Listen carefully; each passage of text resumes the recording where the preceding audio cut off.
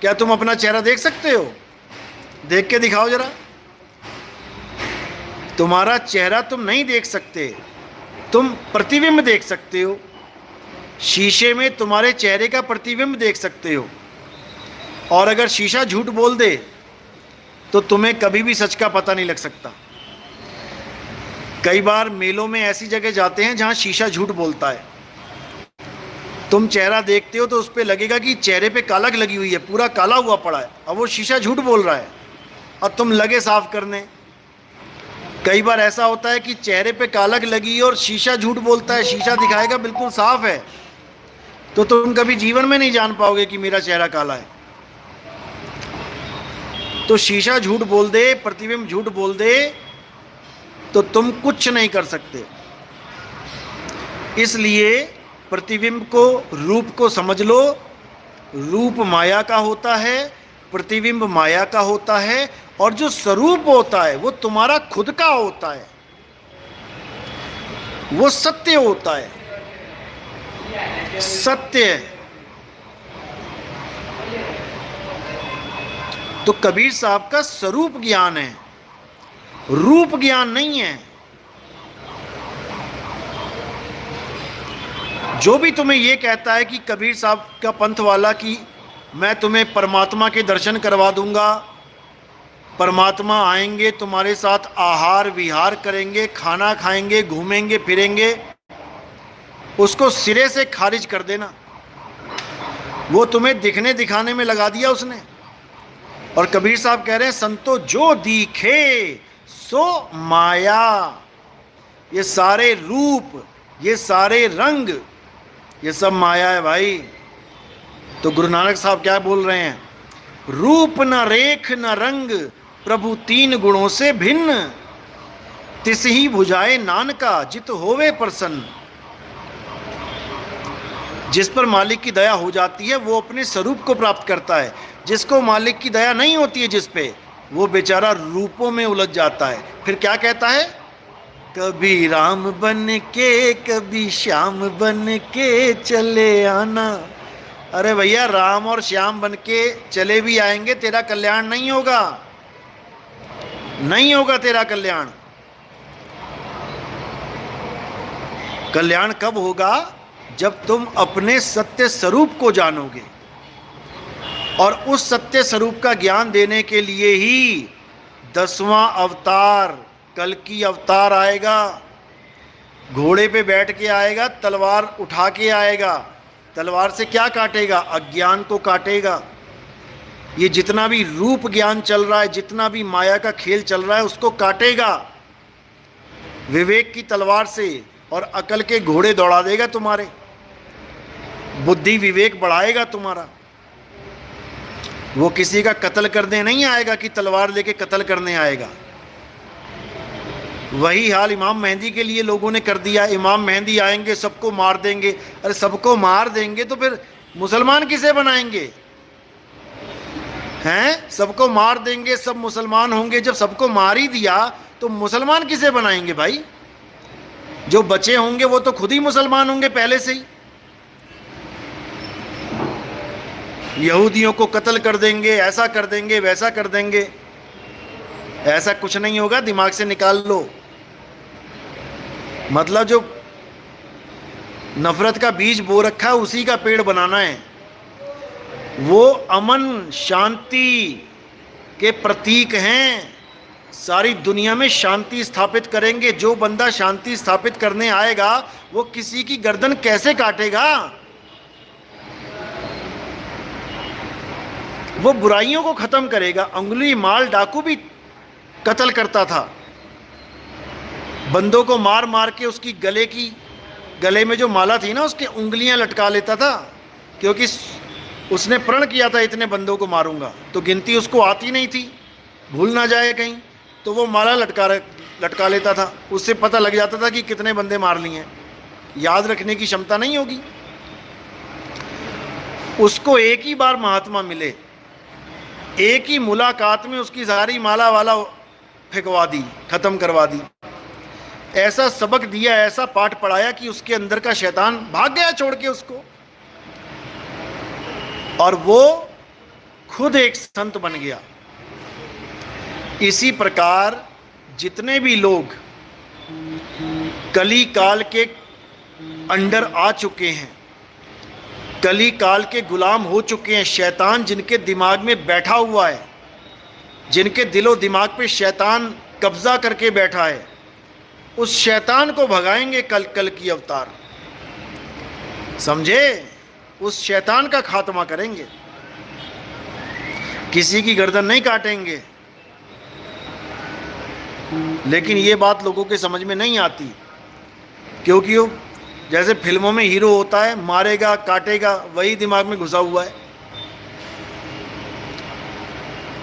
तो इसको अच्छे से समझ लो।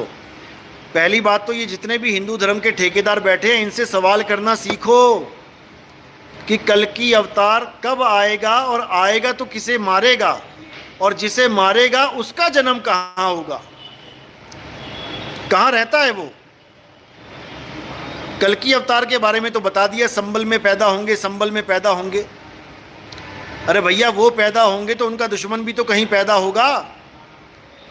वो कहाँ पैदा होगा, वो कहाँ रहता होगा, ये सब पूछो। जितने भी ये कथावाचक बैठे हुए हैं, बड़ी बड़ी गद्दियाँ सजा के राम और कृष्ण जी के नाम पे जो सारा खेल खेल रहे हैं, उनको बोलो कल की अवतार भी उन्हीं का रूप है, उसके बारे में बताओ। जो बीत गया उसको छोड़ो, जो आने वाला है उसको संभालो, तब बात बनेगी, नहीं तो नहीं बनेगी। नहीं तो राम राम कृष्ण कृष्ण करके 2-2 4-4 करोड़ की गाड़ियों में ये लोग घूमते रहेंगे, मज़े करते रहेंगे, और तुम लोग बेवकूफ़ बने रह जाओगे और वापस लक 84 में वापस आ जाओगे।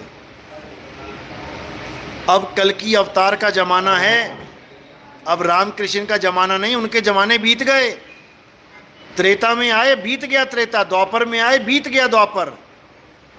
अब कल की अवतार का ज़माना है, उसकी बात करो, समझे? तब समझ में आएगी कहानी।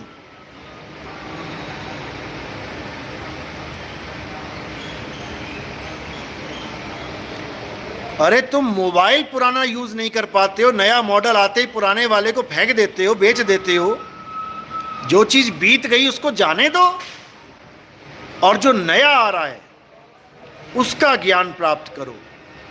अपडेटेड, हर चीज़ अपडेट चाहिए तुम्हें, लेकिन भगवान पुराने क्यों पकड़ के बैठे हो? हर चीज़ में अपडेट मांगते हो।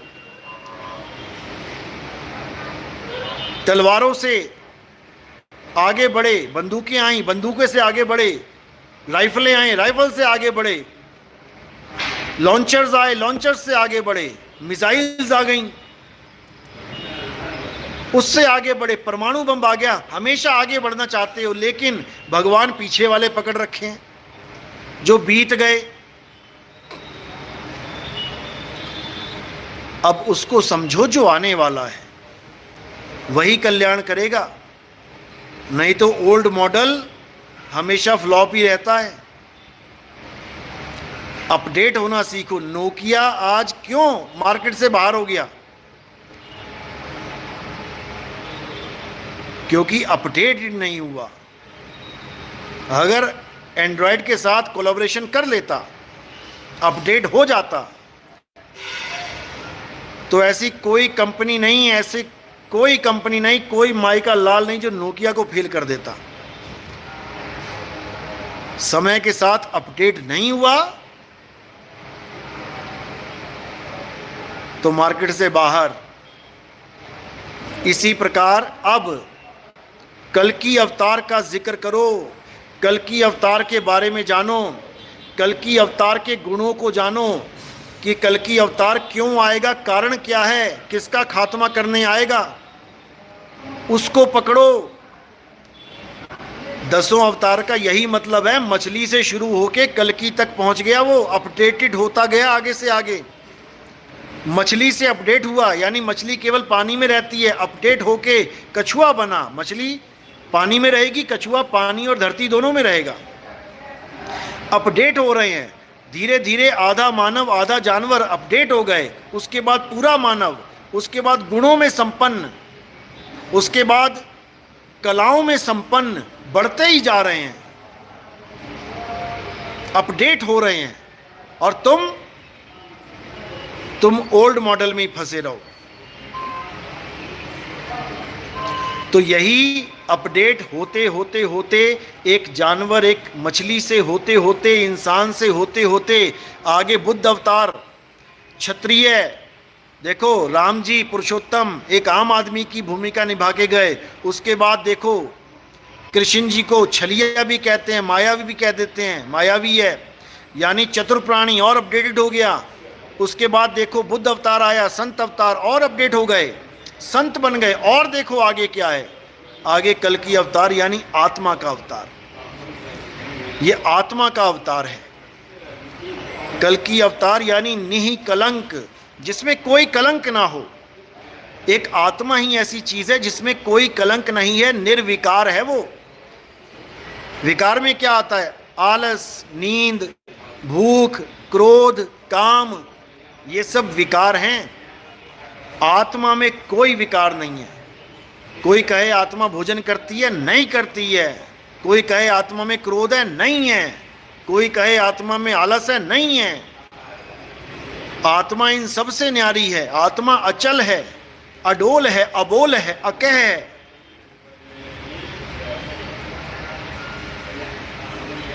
समझ लो।